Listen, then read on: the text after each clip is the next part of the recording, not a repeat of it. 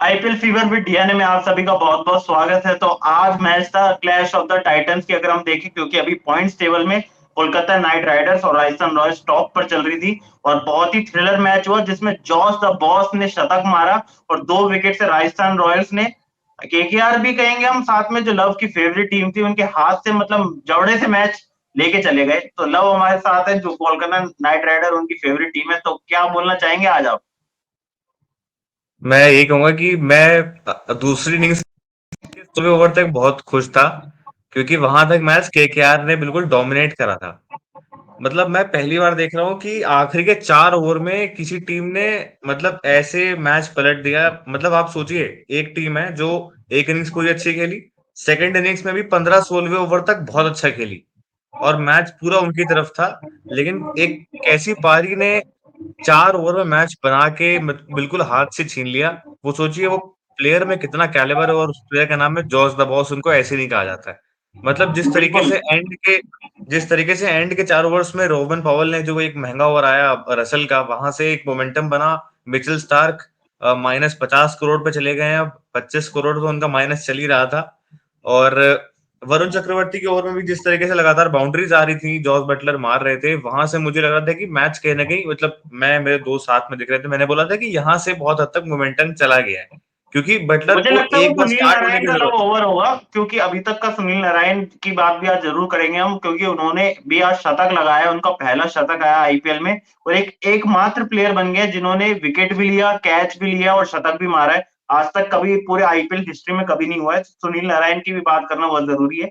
लेकिन मैं बस यही कहना चाह रहा था कि मोमेंटम मुझे लगता है जो रोमन पावल ने जो सुनील नारायण को मारा ना, क्योंकि आज तक अभी आईपीएल 2024 में एक भी बाउंड्री कंसीड नहीं करी थी, अपने 12 ओवर डाल रहे थे, इससे पहले एक भी बाउंड्री नहीं लगी थी उन्हें।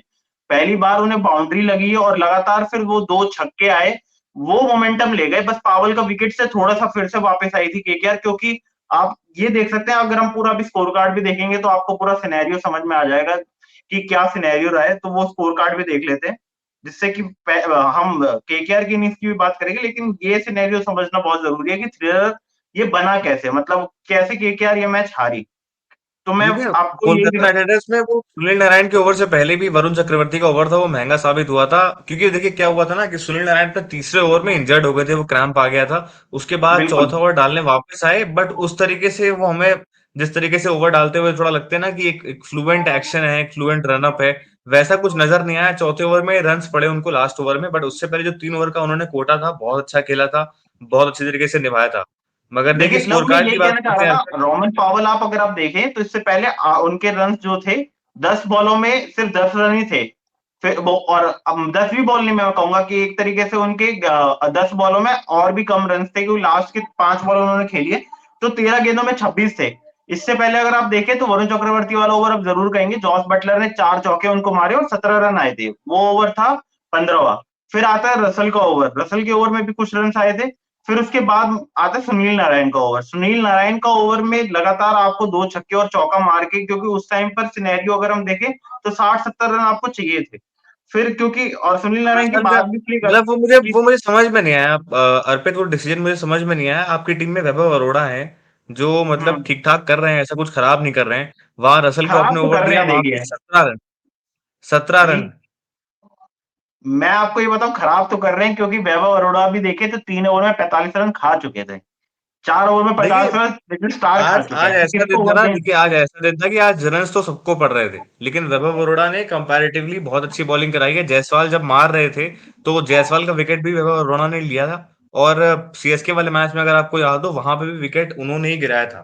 तो विकेट्स वही ले रहे हैं, कंसिस्टेंटली बॉलिंग वही कर रहे हैं। और देखिए इनएक्सपीरियंस झलकता है, वो समय आने पे पता चलता है।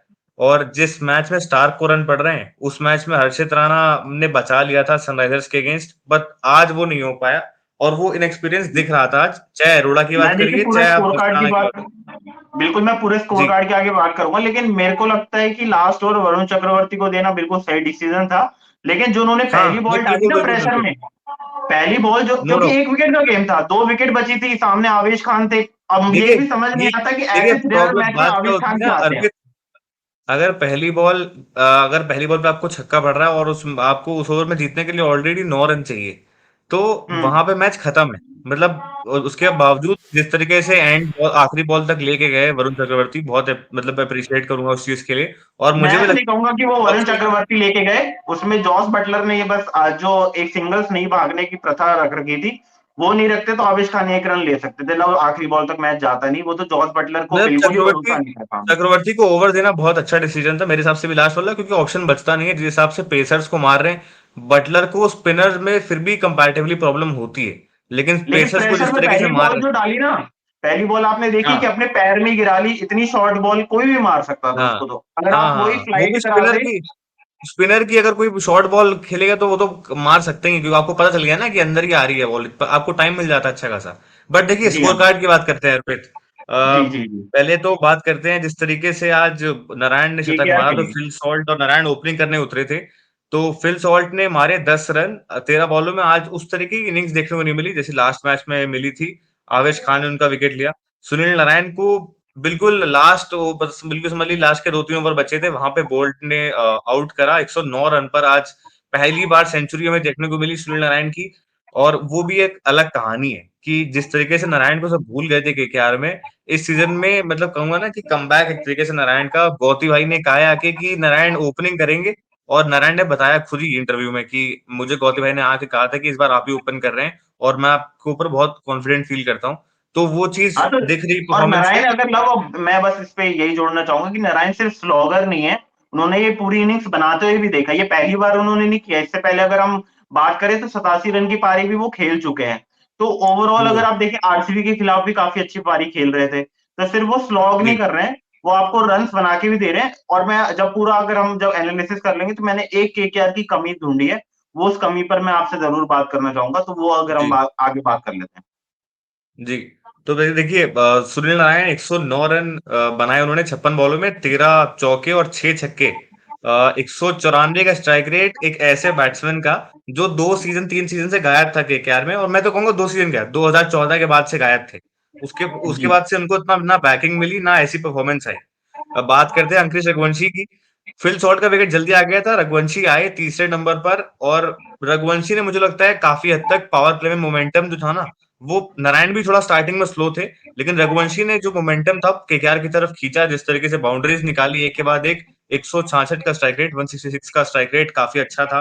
5 चौके मारे 18 बॉलों में 30 रन। श्रेयस अय्यर की बात करें, आज मतलब थोड़ा और बेटर हो सकता था, थोड़ी लंबी पारी जा सकती थी। 7 बॉलों में 11 रन, 1 चौके 1 छक्का। बट इंटेंट साफ था कि 200 के ऊपर जाना है, तो उस हिसाब से ठीक है, आउट हो गए तो क्या कहा जा सकता है। लेकिन आंद्रे रसल की बात कर रहे हैं। आंद्रे रसल आज मैंने देखा कि बॉल डिफेंस कर रहे थे। वो मतलब बहुत कम देखने को मिलता है कि आप T20 गेम में आप आंद्रे रसल को डिफेंस करते हुए देखे, क्योंकि सामने नारायण थे तो वो स्ट्राइक देना चाह रहे थे। तो जी। आंद्रे रसल का ये नेचुरल गेम प्ले तो नहीं लगा मुझे। 10 बॉलों में 13 रन 2 चौके 130 का स्ट्राइक रेट। रिंकू सिंह आए, और रिंकू सिंह जो हमेशा काम करते हैं वही किया। 222 के स्ट्राइक रेट से 9 बॉलों में 20 रन।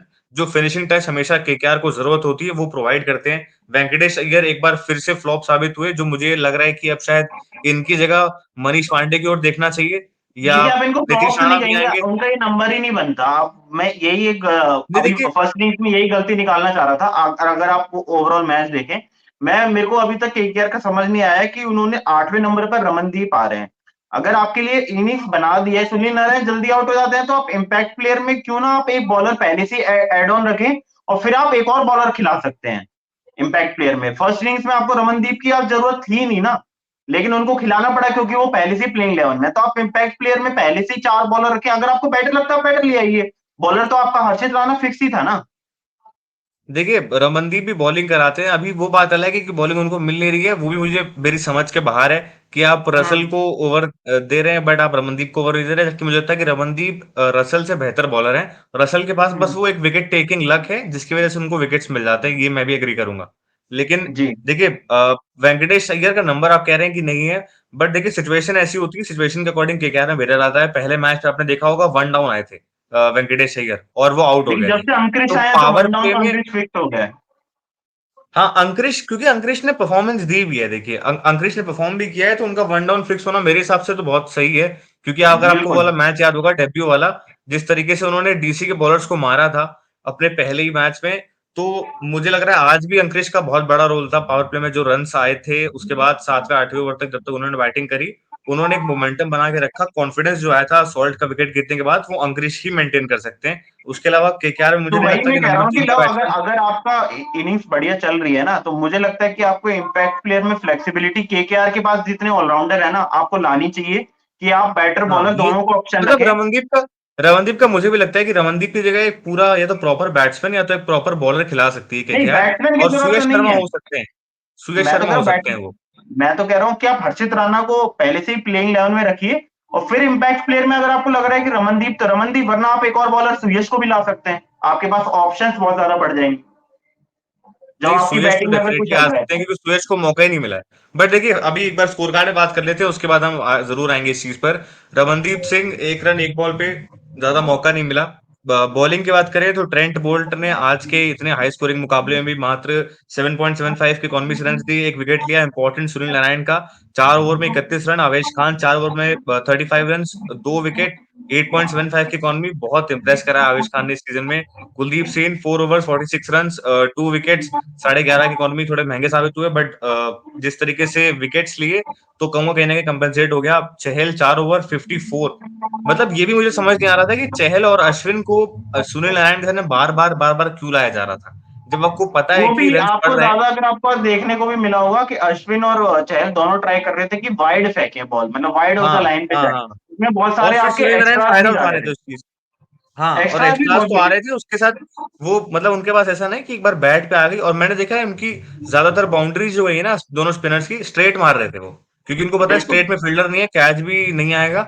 और बाउंड्रीज उन्होंने ज्यादातर स्ट्रेट मारी है, क्योंकि वाइड बॉल मारी जा रही थी बार बार। ये भी मुझे सेंस समझ बिल्कुल। में नहीं आया कि आपको अगर पता चल गया है कि मैच के बीच में ये प्लान जो है वो कारगर नहीं साबित हो रहा है, तो आप वहां पे मतलब तुरंत आप प्लान चेंज कर सकते हैं। प्लान भी जरूरी होता है। बट बिल्कुल। अर्पित, एक बार आप राजस्थान की बता दीजिए किस तरीके से बैटिंग रही।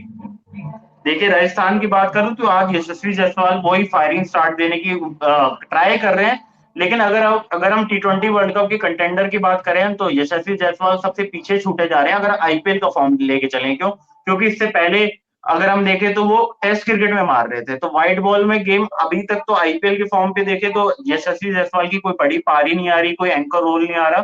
तो वो एक मेरे को लगता है कि कंसर्न हो सकता है कि आप 9 गेंदों में 19 रन तो मार रहे हैं, लेकिन आपको एक पारी बड़ी भी ले जानी पड़ेगी। आप हर बार सिर्फ इंटेंट दिखा के गेम नहीं चला सकते।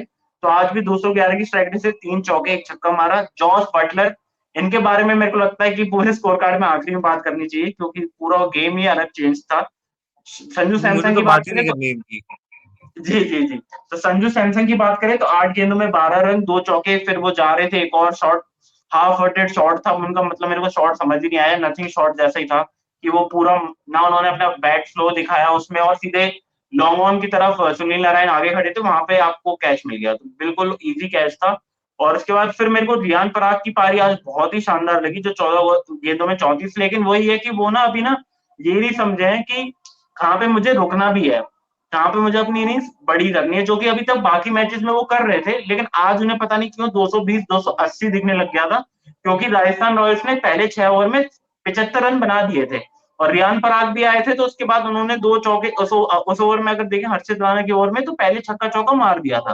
फिर वो एक और शॉट खेलने गए, यहाँ पर मोमेंटम खराब हो गया था राजस्थान रॉयल्स का, वरना ऐसा हो गया था कि आपकी रन रेट 12 की चल रही है और आपको रिक्वायर्ड रेट 10 की चाहिए थी, 110 120 रन चाहिए थे आपको। 97 रन पर आई थिंक, मुझे जहां तक याद है, हाँ 97 रन पर आप देखिए कि 8 ओवर में 97 रन बन चुके थे, और जब रियान पराग आउट हुए थे तो आपको रन अप अगर आप देखें तो 10 रन की चाहिए थी, एक शॉट पे ये मैच चल सकता था। वहीं अब आगे बढ़े तो उसके बाद देखिए फिर यही एक राजस्थान रॉयल्स की भी कमी है कि उनके पास सिर्फ स्पेशलाइज्ड बैटर है या स्पेशलाइज्ड बॉलर है। तो आज ध्रुव जुरैल को आगे भेजा, आज वो चले नहीं, सुनील नारायण की फिरकी में फंस गए वो। उसके अलावा फिर रविचंद्रन अश्विन को आना पड़ा, क्योंकि पावर हिटर्स आपको दो बचाने थे, तो फिर एक ही ओवर में वरुण चक्रवर्ती ने पूरा गेम चेंज कर दिया कि हिटमायर, जो कि सबसे अच्छे फिनिशर साबित होते हैं, वो पहली बॉल पर आउट हो गए। तो यहाँ यहाँ तक मैच पूरा मतलब राजस्थान रॉयल्स के हाथ से चला गया था। फिर रोमन पावर भी शुरुआत में फंस रहे थे, फिर ओवर आता है सुनील नारायण का, और उससे पहले वरुण चक्रवर्ती और आंद्रे रसल को जॉस बटलर ने मारना शुरू किया। और फिर उसके बाद आपको स्कोर 6 ओवर में करीबन 90 रन के करीबन रन चाहिए थे, आपको 15 की इकोनॉमी थी। तो वो मैच चेंज किया फिर जॉस बटलर ने, और रोमन पावल मारे लेकिन आउट हो गए। फिर एक बार को ऐसा हो गया कि मैच में आपको 3 ओवर में 45-47 रन चाहिए थे और खाली जॉस बटलर ही थे, क्योंकि ट्रेंट बोल्ट और आवेश खान या चहल सेन से हम उम्मीद कर ही नहीं सकते।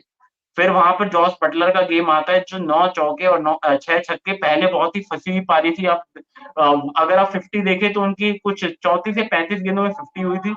तो इसके बाद आपने जो 60 बॉलों में 107 करके मैच जिताया, मेरे लिए ये टॉप 5 अगर बात करें तो सबसे ज्यादा मैच होगा। बॉलिंग हमने बात कर ही ली थी, आज मिचेल स्टार्क 25 करोड़ के हैं, -50 करोड़ लव ने बता ही दिया, आज 50 उन्होंने लगवाई दी है। वैभव अरोड़ा भी महंगे साबित हुए, हर्षित राणा आखिरी ओवर में गेम चेंजर हो गए, वरना उससे पहले अच्छा कर रहे थे, विकेट भी ले रहे थे। फिर सुनील नारायण ने भी पहले 3 ओवर में 14 मतलब रन आज दिए। जी आज जी जी अर्पित मुझे लग रहा है कि आज रिंकू की सेंचुरी पे मिचेल स्टार्क की हाफ सेंचुरी भारी पड़ गई। जी जी जी जी। सुनील 50 नारायण रन की 4 सेंचुरी ओवर थी। एक भी विकेट नहीं। हाँ, सुनील नारायण की। तो वो जी मतलब एक भी विकेट नहीं, 50 रन दे दिए। आते हैं, मतलब इनका डेली रूटीन है, आते हैं, पिटते और जाते हैं। लास्ट मैच में बिल्कुल। थोड़ा फॉर्म दिखाया था, विकेट चटकाए थे, पुरन का विकेट लिया, डेथ ओवर में कुछ अच्छा कर रहे थे, तो मुझे लगा कि कुछ उम्मीद करी जा सकती है। लेकिन ये तो मुझे लग रहा है कि केकेआर छोड़ी खाली ऑस्ट्रेलिया से खेलने के मूड में रहते हैं। बिल्कुल। और राजस्थान रॉयल्स की बात करें तो इस जीत के बाद अब वो फिर से टेबल टॉपर थी, उन्होंने अपना बरकरार रखा है और टोटल अगर आप देखें तो 6 विन्स हो चुके हैं उनके, 12 पॉइंट हो चुके हैं। वहीं केकेआर अभी 4 ही विन्स पर है, 8 4 ही मेरे को लगता है, जहां तक अभी केकेआर की बात करें तो पांच लग रहा है पांच विन से शायद, एक बार मैं चेक कर लेता हूँ। जी जी। केकेआर की, हाँ, 4 विन है, 6 में जी 4। 4 विन है, वही 4 विन है। आज 5वीं विन मेरे को लगता है ये थोड़ा सा मोमेंटम बिगाड़ सकती है, क्योंकि आपके पांचों गेम्स आप लगातार ईडन गार्डन्स में हैं, लेकिन आपका अगला गेम थोड़ा सा आसान है क्योंकि आरसीबी है आपके सामने अगले गेम में केकेआर के, तो ये थोड़ा सा उनको एड ऑन या प्लस पॉइंट मिल जाएगा। क्योंकि आरसीबी में आज हमें खबर भी मिली है कि ग्लेन मैक्सवेल चाहते हैं कि मैं ना खेलूं, वो मेंटली अपने आप को बहुत ट्रेंड समझ रहे हैं, पता नहीं क्यों, उन्होंने कुछ ऐसा किया भी नहीं है। लेकिन अब देख सकते हैं क्या प्रेशर चल रहा है। तो कल भी एक बहुत ही शानदार मैच है, जीटी वर्सेस डीसी, एक 9वें नंबर पे एक 6ठे नंबर पे है। पॉइंट्स के अंतर की बात करें तो 2 ही पॉइंट का अंतर है। तो डीसी भी चाहेगी कि मैं 6 पॉइंट्स करूं और गुजरात टाइटंस कंटेंडर रहना चाहेगी प्लेऑफ की रेस में, तो वो एक मैच आराम से जीतना चाहेगी, जिस तरीके से लास्ट मैच आखिरी बॉल पर जीता। तो हम आपसे उस मैच में भी जरूर बात करेंगे। अभी हमारे से जुड़ने के लिए बहुत बहुत धन्यवाद। अगर आपको हमारा ये लाइव सेशन पसंद आया तो लाइक शेयर और कमेंट जरूर करें, क्योंकि आईपीएल फीवर विद डीएनए आपके साथ हम जुड़े रहेंगे। आज अभी हमारे से जुड़ने के लिए बहुत बहुत धन्यवाद।